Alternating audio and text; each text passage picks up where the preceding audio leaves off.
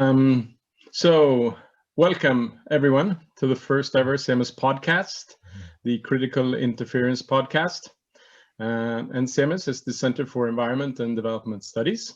It's a joint university center between Uppsala University and the Swedish University of Agricultural Sciences here in Uppsala, Sweden. And CEMUS has since 1992 been working to save the world with sustainability courses, research and outreach, different projects and activities. And a small disclaimer in all of this: the views expressed and the questions raised here is in no way officially representing CEMUS, Uppsala University or SLU. But with that said, it's very much an open space where we freely can express ourselves, test ideas, and discuss important issues that are key for the survival and the decent good life for this planet and us. So why do we want to do a podcast at CEMUS? Maybe everybody's doing a podcast. Why do we need a CEMUS podcast? And maybe something also on what we will focus on in the podcast. So it's live here from Uppsala, Sweden. That's where I'm based. Jan, you're in Amsterdam, right? In the Netherlands? That's right. Yeah. So we're bringing in different guests from all over the world. And also to have this critical conversation, to have a more disruptive discussion or try to reach further in how to work with these issues and maybe change the world one small step at a time by reaching new audiences or reaching people that have always been involved in CEMUS and have a lot of time to listen to podcasts perhaps. We also want to focus on different issues for different topics. I think, Jan, you cover so many different things. So we will get into all sorts of things from sustainability, climate, justice, all sorts of things, education, art. And I also wanted to have it on Friday afternoon to get this, even if most of us, at least in the university world, is working from home, to get this Friday afternoon vibe, although we might want to get out of our work situation and get into our free time, but to get that sense as well. And I think also, Jan, feel free to jump in and interrupt me. You don't have to be polite with me. I'll try to be polite with you in your answers, but interrupt if you need to, and or just ask if I need to explain something in the questions that is unclear. Yeah.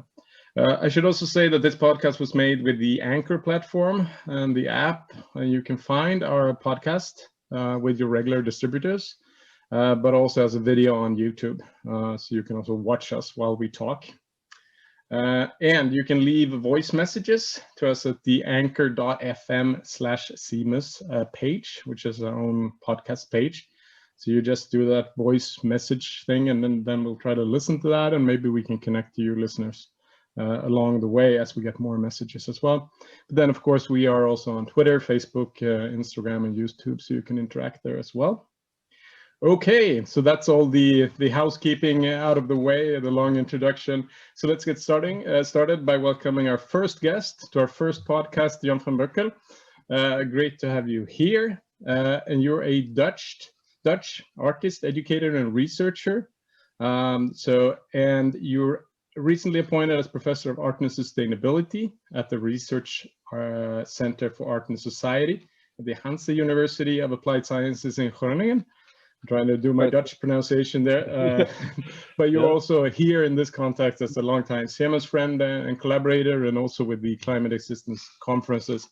So it's great to have you here. As I said when we did the warm-up, also that wish we had more time, but let's maybe come back to some of the issues we can't cover today. And maybe also, I think maybe we should, because you always have such great recommendations for books or interesting articles and reading. So maybe we can focus on maybe a book next time and go deeper into that perhaps. But also, we want to say also that you're more than your employment, more than your CV. So you're a very knowledgeable, wise, curious human being. And I really enjoy talking to you when you spend time here in Uppsala. And some of those sessions when we sat down on this coffee place here in the corner, just where I live, that was a podcast. Each conversation would have been a great podcast in its own right. So yeah.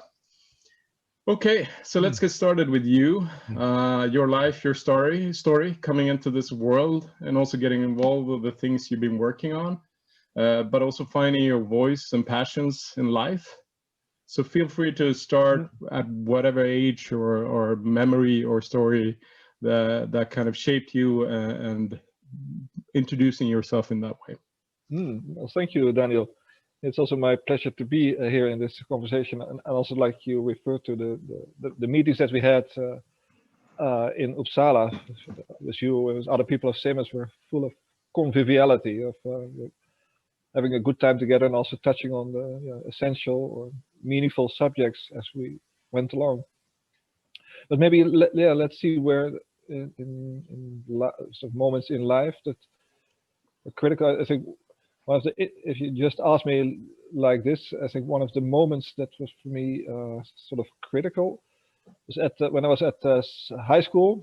When I had this certain ability, you might say, to draw well or interesting.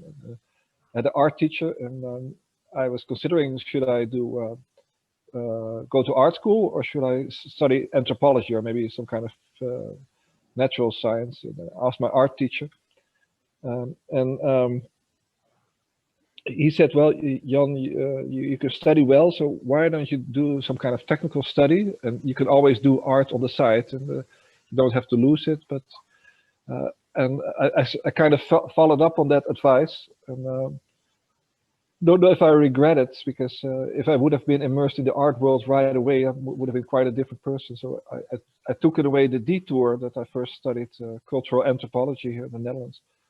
I did also research with indigenous peoples in the United States, which I also welcome as an experience in my life that was meaningful. So it's if one looks back at where one is at life, I think to some degree it all makes sense. It makes sense, or that I came into the art environment much later. I mean, it's always been a relevant force in my life, but I'm now fully immersed in an art academy called Minerva.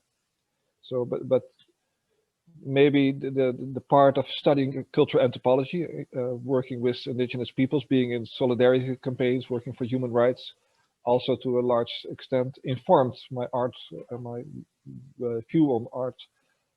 And maybe to just sketch a bit that when I had completed my master degree in cultural anthropology, I spent some years working at the Netherlands Center for Indigenous Peoples, first as a volunteer and later as a head of communication. And something I got out of it was that there was so much similarity I found between worldviews that I got to appreciate from indigenous representatives coming to the Netherlands, or reading about their work or meeting them. And also to see, that there was something in it that resonated with, for example, views like people like Arne Næss or people in the radical ecology movement. It's maybe this basic idea that you might summarize it, that the earth doesn't belong to us, we belong to the earth. That's sort of a turning upside down, that we're part of something larger context. And being part of this larger context means that you pay respect to other living beings, to the intricacies of life, other life systems, and that it's basically an attitude of humbleness. So, and for example, the thought that, for example, of indigenous peoples in the Turtle Islands, like in the Haudenosaunee, that they have this idea that if you make profound decisions as a group or as an individual, that you should try to make an effort to consider what the impact of your decisions is going to be 7 generations in the future. And that is quite a different way of measuring what your impact is going to be. That it is not like with politicians in the West, that it's the frame of, what is it, 4 years or so, or 6 years, or your political career, but that your responsibility is to the 7th generation. So it's both in the here and now. It's a different way of this humble, respectful relationship to other living beings, the non-human world, but it's also this other time perspective that maybe our presence on the earth is just a part of something larger that's going on, that there's ancestors before you and people coming after you. And that interest fueled my interest together with my partner Cecile, that to also live for some time, maybe in a more wild environment, when we had small children. So then we moved for some time to Sweden, and we lived near Hällefors in the woods.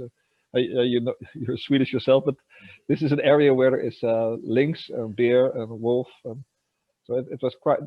We didn't see any of those more iconic creatures, but somehow just the idea that they are present, they are there. You might hear the sounds in the evening. And so. But that has been very informative. This living out in the woods, and also there I maybe started developing my interest in art, and especially art education, more substantially, because I've always been painting and drawing more on the side. But in Hällefors, people asked me if I would be interested to set up a painting group, and we could start and get funding through ABF, the Social Democratic Organization for Education. And this became larger, more groups. And then they asked me if I would like to be a teacher, even where I was not like educated as teacher. I had not the behörigheid, the ability, the stamp, if you will, that you are authorized to be a teacher. So I went with my art box, with paints and clay and what have you, to different schools in the area of Hällefors to work with art and young people. And then what I tried to do is take children out of the classroom into the natural world. And in the beginning, this was a bit of a problem, because if you do that, who is responsible? Because you leave the school premises, and how is it with the insurance if somebody slips and breaks a leg or so?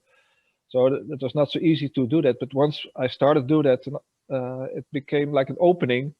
Also, the children in the beginning, they would run in all directions because it was total freedom, and they were just very excited. But to get them also to tune in, to be attentive to the natural world, took a bit more effort. When I was doing this, I came across the writings of a woman in Finland, Meri Helga Mantere, who coined this concept of arts-based environmental education. And this was for me like, what's the word, aha-erlebnis, or a certain spark of lightning, because it suddenly connected these three domains that I've always been interested in. It's art, ecology, and education, and how they all three can reinforce each other. So I developed a correspondence with Meri Helga, and then she was then a retired art teacher, also art therapist in Finland, in Helsinki, and she invited me over. And then when I was there, I was so impressed about what we were doing with children in the after curricular hours, like on Wednesday afternoons or in the weekends. Really full immersion in art and artistic practice, artistic activities in the natural environment, also in the built environment. And then she invited me she said, Jan, why wouldn't you, would you be interested to do a PhD in this subject, or a Doctor of Arts? And then I was a bit surprised, because my background was cultural anthropology, but you can move in sideways from another field. And she said, yeah, we really need somebody to take us to another level, because so many practitioners of art-based environmental education in Finland or elsewhere, they are very passionate. They fully throw themselves into this, and they're very excited. But it's only limited, maybe, the way they have thought about the pedagogical bearings of these activities. So what way do people, children or adults, learn? What is the epistemology? What's the way you build knowledge or make meaning doing this? And if we could articulate this more profoundly, then maybe the legitimacy of this practice will heighten, that it is not just play or having fun in nature, but there's some very meaningful things going on. So I kind of took that as a mission, and then I got funding first from the Finnish Cultural Foundation for a year, and once in Helsinki that moved into being appointed as a research assistant. And then I had the big pleasure or the privilege to study this subject, to engage with this subject for about 6 years. Also doing different things in between, like with Cecile, I translated the book The Last Child in the Woods of Richard Louv into Dutch. The subtitle is Saving Our Children from Nature Deficit Disorder. This idea that children basically lack or are deprived of something very profound. They have a deficit if they have no access or little access to nature. So yeah, that has been kind of my trajectory since then. And maybe just to finish this, when I had the degree in 2013 of Doctor of the Arts with my publication At the Heart of Art and Earth, I found that it was difficult to get this subject landed in, for example, the Netherlands or other parts of Europe. It felt more fitting in a way in Finland, but also Sweden, maybe because of that the natural environment is more present to work with this. But so I found myself working a bit, you might say, on the outskirts or the periphery of Europe, sometime in Iceland, sometime in Estonia. The last year in Sweden, I was partly as a visiting teacher at CEMUS, working with climate and art issues. And in Göteborg, in Gothenburg, at the art academy there. And now finally, to my surprise, or not as finally, but suddenly there was this opening of a professorship in art and sustainability in the Netherlands. And sort of, it seems a bit like the world is catching up a bit. That the subject that was sort of unthinkable like a decade ago suddenly comes more into the center. So I'm just starting to see what this means to be in this position and how I can work with this in a Dutch academic environment. Yeah, and we should say as well that your dissertation, which is a formal book as well, that's available for free as a PDF on your webpage as well. So we'll put the links to that in the description of this episode as well, so you can. But it's like a 400 or 500 page read, so it's not an afternoon or a weekend read, but it's a really great resource, and there's more things also on your webpage that's really good. Yeah, and I'm thinking also here with how this field kind of changes around this. I remember working with the first climate existence conference. It was in Swedish then only, in 2008, and we had found a couple of books, a couple of writers that were kind of connecting these dots. And now, 12 years later, so many things exist out there. Not only books, but also people that have devoted their full careers to this. But I think also even university leadership or department management leadership have discovered kind of not only having these issues or employing people as kind of symbolic acts or something that they do on a surface level. I think people are also that are not, would not be, they don't have this experience themselves, or they don't have this academic background, but they're starting to realize the value of this and how that also raises the quality of education, or how it changes how you look upon or work with these issues. So that's very different from now. Maybe a bit briefer in all of this, and connecting back also to the first question as a follow-up. I mean, people, places, books, films, works of art that kind of influenced you, or things like these are the things that listeners can take with them as well after this. Yeah, there's a few, but a book that has been, I think, that comes back time and again to me, or also in my teaching. There's the book from the 70s, the mid 70s, and it has this sort of hippie kind of title. It is Zen and the Art of Motorcycle Maintenance by Robert Pirsig. That has been I've read it a few times, and also the sequel. It's called Lila, and the first one is so the Zen and the Arts is the inquiry into what quality is and value, and the other book, Lila, is more about ethics, the metaphysics of ethics. But maybe what this book about, it's the storyline is that a father, it's kind of autobiographical, that he is taking this motor trip with his son, Chris, across the continent. And as he is doing so, he is being followed by a ghost called Phaedrus. And this ghost, which manifests himself from time to time in the story, but is the former self of the main author. So it's as you unpack the story further, you learn that at some point the main character, the father, has had electroshock treatments because he couldn't maintain himself in academia, and the Phaedrus, the ghost following him, is his former self before the electroshock treatment. And then, yeah, it's a bit a spoiler, but towards the end, they reconcile with each other. But there's a lot happening in this book, It's both on the anecdotal level, like the sort of the small episodes. And just to give you an example of that I sometimes refer to with students, it's when Persig, the main character, is telling about the time in his former self before the electro treatment. That he was a teacher in rhetorics, so how to present an argument in writing or speaking more eloquently, the crafting of text presentation.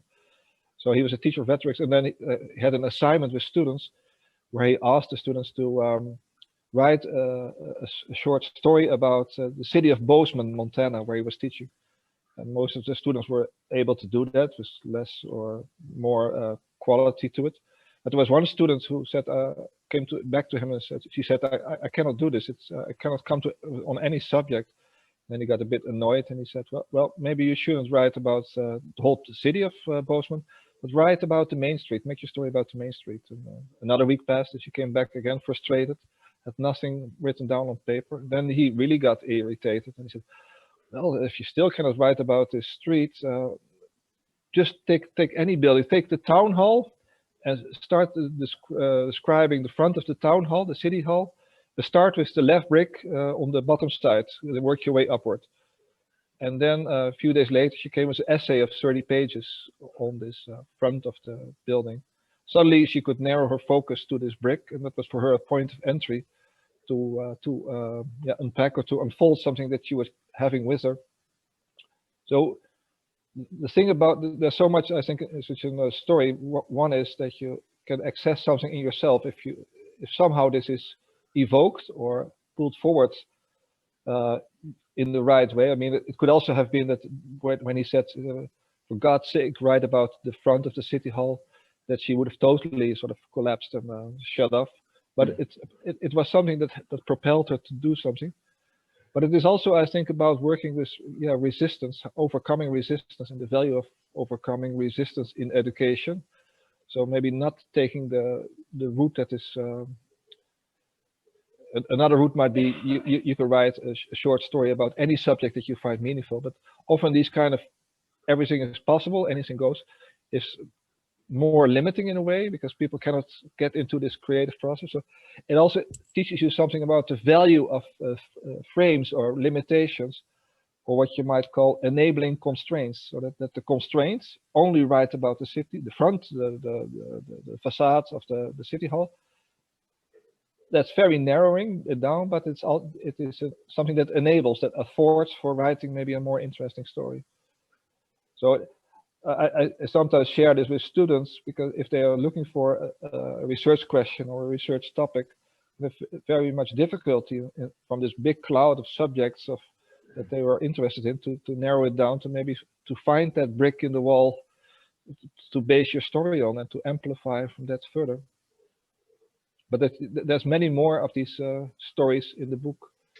One thing is also, I could go endlessly on about the book, but like at one point in that travel, Chris and Persig and Chris, the son, come to the crater lake, and it's beautiful and it's all very neat. And he gives this sort of funny twist. He said there should be some rubbish around, because like everywhere there's rubbish at that time in the near wilderness. Somehow here it's all very nice and well maintained, and it is a bit, in a way, too disturbs me that it is a bit too nice. And then they go to this lake, and then Chris starts crying and he said, why are all these people here? And it's sort of that everything is sort of direct, the attention is directed, like, look here is a scenic view on the crater lake, and that totally destroys the meaningfulness of the event, even though it is a beautiful spot. And that makes him reflect that quality. So Persig writes, quality is something that you perceive from the corner of your eye. And that's, I think that's also a very interesting point, is more peripheral vision. So if you get presented something right out there, it's totally accessible, obvious, and there are arrows pointing you, there is where you should put your attention. It kind of kills the experience. But if you come across something that happens by coincidence, that overwhelms you, out of the blue it comes and you make meaning of it, that's where you maybe more able to relate to quality, because this. It is not organized for you in a way. It's not ordered, or it's not like presented to you as if you buy a ticket at the cinema. Yeah. So the book. Yeah, and there's so many other things as well that I know that you know a lot about, but maybe we can come back to that as well, as I said in a later podcast. And it seems like a book I should read. We traveled across the US and Canada. That was maybe 15 years ago, 15 years actually. And Crater Lake is one of those very strange places. You arrive in daytime and you have these ravens that are kind of accustomed to tourists, and they don't really beg for food, but they hang around. So they have an interest of humans, but also, of course, an interest in food. So it's this bird presence there in the parking lot that I remember vividly, but also in the night when we camped there, and it was these huge logs. So it was like this wild camp, not this European camping style. We had a tent, and every campsite had a fireplace, and it was free wood, and that kind of special feeling. But also the crater lake in itself, a very like alien place almost, with this island in the middle of the crater. So we didn't go to the island. It was some kind of boat special thing that we didn't take. But it's a very strange place with a lot of different memories from that as well. We also passed through Bozeman, but I don't have any Bozeman memories in all of that. But let's return to this as well with one of the other questions, and I've kind of contradicted this, and you contradicted this as well, but we'll go into that question anyways, because we can hold two thoughts at the same time in our heads. So with education research, the university, you worked long experience within this field, and I also did this at CEMUS, and had different experiences and different things we worked with and lived through. Maybe we can say that. So, I mean, there's so many inspiring examples and people and places, and we touched upon that in the conversation. But now as well, with sustainability and with climate change and so many different topics, everybody's doing this. And you have a university course and maybe tourist destination, you just add sustainability to that, and it's design, but then you add sustainable design, and it's art. I mean, you can tack sustainability or climate onto anything. And I'm thinking also about Tim Ingels's lecture, Sustainability is Everything, or something like that he held last year here in Stockholm. I think it was last year. So how can any meaningful work for sustainability actually get done? Is this kind of surface sustainability or climate, is that something that stands in the way of meaningful work, or is that actually an opening and an opportunity that so many people are actually wanting to do this and getting involved with these issues that you have worked a long time with, and I also worked a long time with?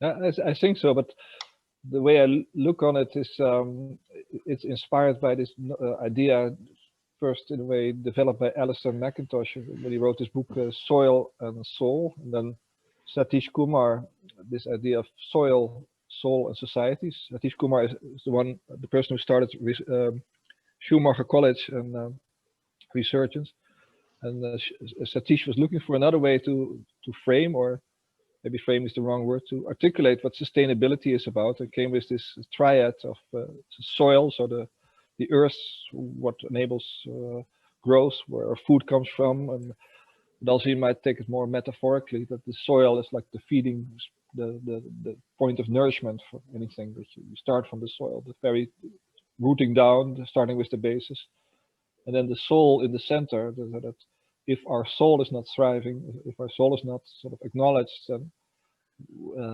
what meaning does sustainability have? It's not sort of excluding our own well-being. And then the society is maybe the more obvious level of how you relate what is developed with the soil and through the soul in a more social context. So I think he kind of took it as an alternative to the other triad that you would hear of people, planet, and profit, which is more like an anthropocentric point of view, especially the profit making, that sustainability is okay as long as it brings profit. And so I would say maybe one way to approach this is that the usual way of thinking about sustainability is you have these three pillars, of ecology, economy, and society, and sustainability should work on all these three levels and not related with each other, which is of course in itself important, that these efforts should have this sustainability thinking in it. But what's often been said is that there's kind of like a fourth pillar is lacking, which is culture, sort of the cultural dimension of thinking about sustainability. And I think one could put in this cultural dimension also the idea of education. And that, I think, where things maybe get more, for me, interesting, or things may start moving. That's an idea of Stefan Sterling, I think the first one thinker about education, where he said we have so much this idea of education for sustainable development, education for sustainability or so. And it is the idea that education is somehow outside the whole field of where sustainability is happening. And then he would suggest a maybe more fitting term, and that would be sustainable education. So not sustainable education for sustainability, but sustainable education, that education in itself as a practice, as a way of relating to the world, itself should be part and parcel of a transition to sustainability. And I think that resonates with this idea of Tim Ingold, with the sustainability of everything. But how does education become, if it is sustainable education? So what does that mean? And for me, again, there is this dimension of the soul, which is so important. That, and this is for me on many different levels. That maybe also in relationship to art, that the soul, if we foreground the soul, so it's often seen as a religious term or seen in a Christian context, but I think one could also take it wider, and that this soul is something, you might see it as a kind of fire that you kindle, or some kind of thing that keeps you going, and something very dear, also where your vulnerability is, if you're sort of in the situations where situations related to feelings or emotions are dealt with, that you are able to maintain, or you can face these kind of situations. So I think in the urgent times that we're living today, or the urgency of today, the climate emergency, the subjects that we touched upon at the climate emergency conferences also, that this is in many respects very demanding for people working with this, because I mean, often the news is catching up that things in the world are turn out worse than people had anticipated. That it's going in the wrong direction, and it's going in the wrong direction fast, quickly. So just an example, but there are many, but the amount of animals is like 1 billion that died in the fires in Australia. And I mean, the horror of it all, to be able to face this, to not say, well, there's so much bad news on the television or through the social media, I just turn off, and I just try to live a happy life. So the ability to still not deny it, to accept or to face that these things are happening, and at the same time to keep your soul intact, or keep your soul in a balanced way, is, I think, one of the, if not the major sustainability issue that we face today, especially with younger people. So, for example, one of the big paradoxes, I would say, that we have now is that if you know that the situation of the world is such a dire situation, what does that mean for young people to do any future planning? So what does it mean, for example, thinking about raising a family? That you get movements like the birth strike movement, that young people decide consciously not to have children because they maybe don't want to add another consumer polluter, if that happens, to the world, or that the human population should be limited rather drastically, and they see that as that kind of contribution. But on another level, I think on the level of the soul, one might say, well, raising a child or raising a family is also, in several respects, something very basic or to human beings. So you consciously deprive yourself of such a possibility for probably very good reasons. But it seems to me that discussions on this kind of tough situations, these kind of paradoxes, and also the uncertainty that comes with it, is almost never dealt with in education, and or in the debates on sustainability. And I think it should be much more taken into the open. And I think one of the values of artistic practices, also something I learned from Mary Helga, who brought me into this field of art-based environment education, is that art can be a way to make explicit or bring out into the open something that you carry within your inner world. So think, for example, a child that might have nightmares about where the situation, where the world is at this moment, finds it's very, very difficult to talk about this. Or in the case of Greta Thunberg, have eating disorders or other disorders because of the larger ecological context sort of is taken up into their individual body. The body response, this whole idea of eco-psychology, that psychology is not limited to your own psyche or your own social well-being, but your well-being is related to the larger world. So you might say that people get health issues. There's no wonder, because it's actually a healthy sign that their body is responding to something larger than themselves. But so I think art can be a way of inviting people to bring these inner worlds more to the surface, if you will.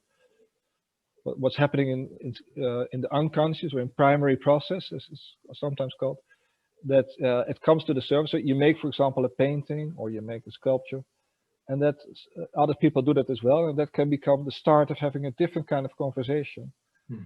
You might even yourself, as the author of the artwork, the poem that you write, or the dance you do, it might also surprise you yourself that, hey, this came from me. Where does it come from? Let's explore this further. And I think part of maybe another sustainability problem is that we are so much in our brain, in this sort of logical, rational thinking, using words and nouns, and less in touch with more a process way of orientation. Yeah. And I think that's a perfect connection to the follow-up question I thought of now as well, because then going against my question, or the framing of the question, basically is to say, like, sustainability does not have to be so complicated. It does not have to even be a academic or a research field, or whatever we want to call it. And I'm thinking also of my relatives back where I grew up in Hälsingland, 2 hours north of here. Yeah, those of you who know Sweden know where it is, hopefully. But how they lived in the same place from the Vikings, basically. So for over 1,000 years, they lived in the same space. And you know this from the sea going up further inland because of the ice that was pressing down the ground, and it's slowly rising. So you had the sea going in further in. So they could find like these wooden parts of some kind of landing for the boats that they had. So the people living in the actual physical same space, not the same houses, but they dwelled in the same space for over 1,000 years. And basically, for me, then going back to that and my experience as a kid and everything, I think it becomes that sustainability is in a very like simple way, being able to live in the same place for a very long time. And that's what they've done, and that's my relatives as well. My cousins, or one of my cousins now lives in the same space. But now that could be possible maybe for them. But now with the whole planet, and it's always been interconnected, but now it's hyper connected with climate change and all of these other things.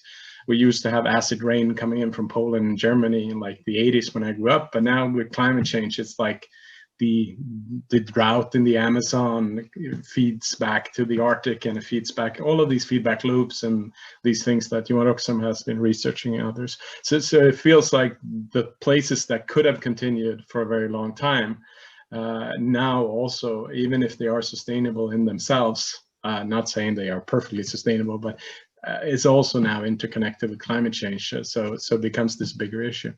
But I think this is important as well, that people like us that have worked a long time with this, or people researching within this field also, that we're not unnecessarily overcomplicating things, and we're also, like you said, returning to a more of a kind of bodily experience, or a, like, you have these entry points where everybody can be part of this discussion and everybody can actually do something and work on this, instead of having very advanced kind of framings of this that kind of makes people shy away from working on this as well. So I think that's important. Maybe we should connect. I don't know, we've talked quite a lot about art, but I think maybe going back also to somewhere where we started as well. I included in, when we talked about this before we started the recording, or the email I sent with some of the kind of questions that I had, the quote from Joanna Macy in one of the interviews, and she basically, I'm not going to quote the whole thing, but she talked about, or she was asked basically, why do you do the work do you do? And the finishing line is like, when things fall apart, we don't turn on each other. So it has this kind of like, we work on these things, maybe not to perfectly succeed in what we're doing, or not reach this perfect state of sustainability, but actually to get people to behave in a way towards each other in a decent way, or as not doing violence upon others. So why would you say you do the work that you do now in the world, and why? What do you want the students that you teach? What do you want to send with them that they don't lose sight of when they leave the educational situation, or when you work with this wild painting and the painting? What do you want people to actually not forget and to take with them, basically? Yeah, that's quite a question. And maybe to start with your reference to Joanna Macy, and I'm very much inspired by her work and also her approach. But it was also to me kind of startling, this end of this quote that she says that maybe in the end I do it that we don't get at each other's throat. And you might say that scenario, that is the likelihood of this idea of social collapse that you have with people like Jan van Boeckel and the deep adaptation thought, is that we should prepare ourselves for the times that are coming, when there are shortages of food, shortages of water, droughts, and so that we will get what is sometimes referred to as the Mad Max scenario, that you have tribes of people roaming around and, in competition with each other, and the kind of chaos, but that we might expect, that maybe the approach of people like Joanna Macy is the bearing witness, or staying with the trouble, as Donna Haraway calls it, equip us better to face these times, that we have practices of non-violent action, non-violent communication, or also building community, supporting each other in an affirmative way. I think that this is all very useful to sort of dare to look into this possible future scenario, this idea of Friedrich Nietzsche, that you should be daring to look into the abyss, but he also added, if you look into the abyss looks back into you. So it also goes as a surprise if you're too much preoccupied with the scenarios and the things that the future may have in store of us, that it totally overwhelms you and at some point might suffocate you. So that is something that I wouldn't want to pass on. That, I mean, I'm all for that. We should have a realistic eye and not sort of deny in any way what is maybe likely. But on the other hand, I would also think that it is important not to be totally impacted by this, so that it becomes part of all the activities, or overrules the other activities that you might want to take on. So from that reason, I think the idea is at least important to me, of the nourishment of the soul. Recently, there's this activity going on, initiated by Dugald Hein of the climate sessions. It's sort of like a gathering where people speak. Like, interestingly enough, several people that also have been at the climate existence conferences, like Vanessa Andriotti and Martin Shaw, or he has been at CEMUS. But Martin Shaw also had a similar idea of what he called working both with wonder and grief. So the wonder is maybe this aspect of what nourishes you, the sense of wonder, and also the ability to grieve, to relate to the pain and the sorrow, and to not turn a blind eye to this aspect. But to me, it's maybe this sense of wonder or this sense of nourishment, and maybe that relates to wild painting, is you might say, well, isn't this not something very romantic, or to engage with landscape painting or other art forms where we need everybody on deck? We should roll up our sleeves and we have to get to work right away. Action is needed, and to be engaged in painting is like a luxury that you maybe do in your free hours. And I would turn this around, maybe that it is important for people to find the sources of inspiration, because, for example, through this wild painting or through painting in the landscape, you might find some point of entry, a point of access, especially if you have never done it before, that you have forgotten, maybe since the time that you were a child.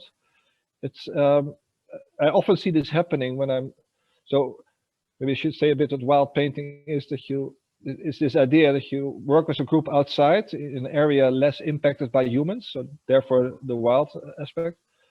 But also it's like making art in a wild way, in a less sort of strict, or well, sometimes it can be strict, but it's wild in the sense that you try to work in maybe ways that participants never have done before. In that sense, opening up to something new. So what I sometimes do as an activity is that we start painting in the summer at 8 o'clock in the evening, and this part of Europe it's starting to get darker.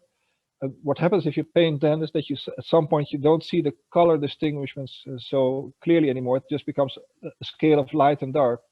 So on the scale that you have grays in between, the kind of grayish value of blue might be the same as the value that red may have. So in other words, you're less in control of how to use the paintings, or the paints, and you find yourself in a landscape that is sort of turning towards the night.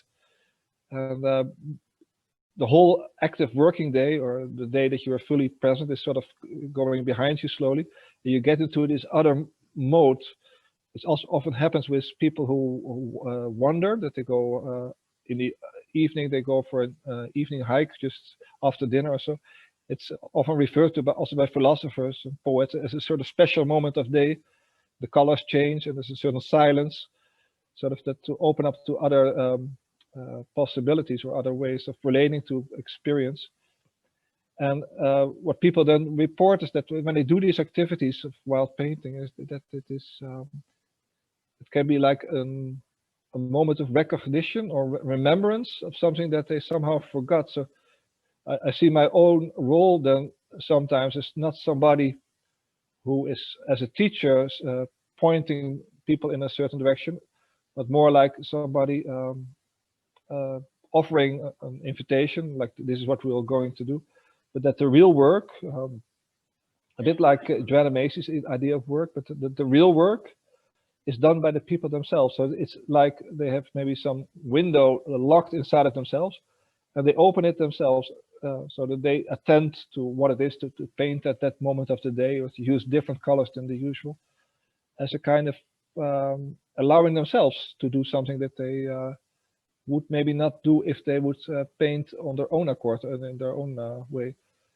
And I think that these activities are maybe much more vital or important than we might appreciate them usually. It's not like doing a hobby, but in a situation where you see around you that people working with activist work, so working in Extinction Rebellion, for example, or other movements, Greenpeace, to try to turn things around.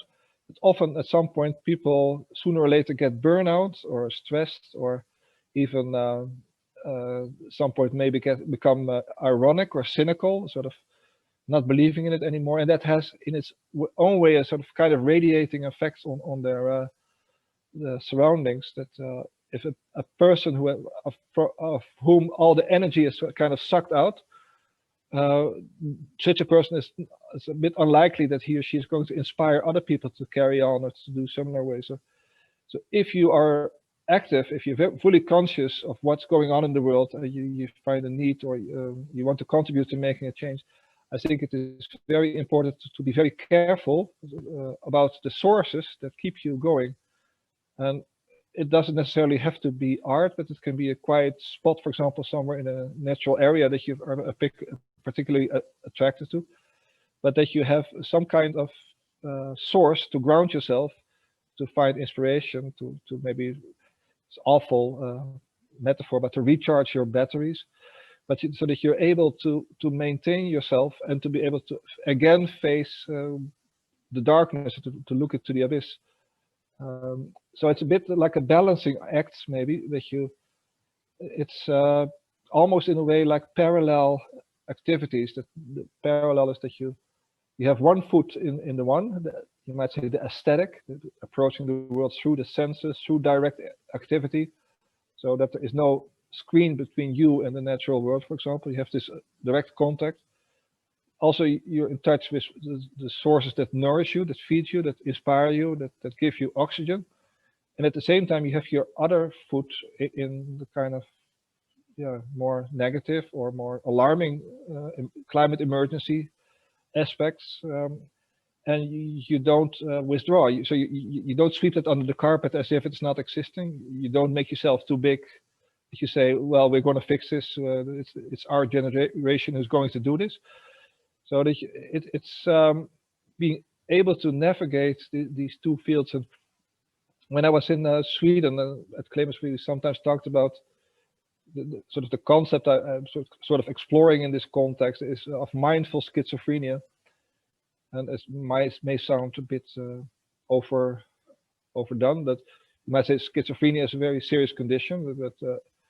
But in its start, the way the word became, it's like that the person is living in more than one universe at the same time. So the ability or the condition of being in two worlds, and in a way not being able to sort this out, that you can keep your proper balance in society as it is now. So and I would say with mindful schizophrenia, it's that this condition of being split, being in more than one world, is that you don't deny this, that you don't say, well, I'm not split, I am living my life in perfect harmony, and I do the things that are needed for to fight the ecological crisis, that you're in this totally black and white, totally pure or unpure, and that you accept this being split, or being in cognitive dissonance, as it's sometimes called. That you do one thing, but you believe something else. Your thoughts go in another direction. So that you accept this splitness, this being split, and you do this not just a little, but you do this mindfully. So the mindfulness is, for example, this example that's often given, that you're maybe blindfolded and you get to taste. You don't know it maybe yet, but you get to taste a raisin, and you try to taste it in full presence, as if you first time in your life you taste a raisin. So all the taste, the texture of the raisin, you with all your presence, you are in the here and now, with this experience of eating or having a raisin in your mouth. So the mindful schizophrenia is that you accept this being in more than one world. That you know, for example, that everybody should maybe put everything aside to do everything that's possible to fight the ecological crisis, and yet you go out painting in some forest, or you make music. You waste your time making art. You are okay with it. You don't say to yourself, I'm schizophrenic, or I'm making a mess of it. That you can, in a way, live with these contradictions, accept them. Yeah, and I think there's also, for me, in education and thinking about this, that there's also this kind of conflict or schizophrenia in that situation with trying to be honest as an educator. You want these students not to have some kind of sugar-coated version of how bad things are in the world. You don't want to say like, well, there's fires in Australia, and then just leave it at that. You want to bring up the things you found yourself, whether it's like 1 billion animals dead or these kind of things. But then again, you don't want to get the students kind of falling down a hole and not getting out of there. And it's really hard also because you would not normally in a syllabus put up things that I would think like you want to develop the students' courage, or you want to develop the students' kind of integrity and self-worth, and all of those things that kind of is the foundation for actually being able to do something meaningful with these issues and work and in life in general in the world. And we also have this kind of instrumental kind of view upon education, where it's more maybe geared towards an engineering kind of idea of education than this kind of Bildung idea. But that's another topic.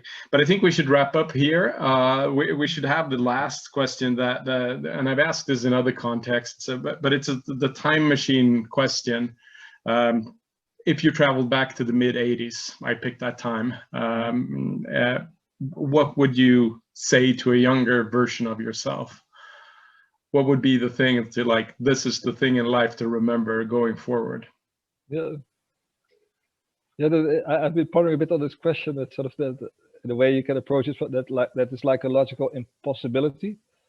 But I would say, in a way, in some profound sense, you're doing okay in the 80s. That the things that I did, for example, spending much of my time on working as a cultural anthropology researcher, or later moving to human rights for indigenous peoples, all in a way were building blocks to who I am right now. So it's kind of hard to say, well, if I know what I know, how I should have made another choice maybe in the 80s. And there was in the Netherlands in the 90s a very interesting TV series called On Beauty and Consolation, where they interviewed about 20 people, about scientists, artists, musicians, about how for them maybe the art or working with the pure science was some kind of consolation, or the beauty of it provided perhaps some kind of consolation.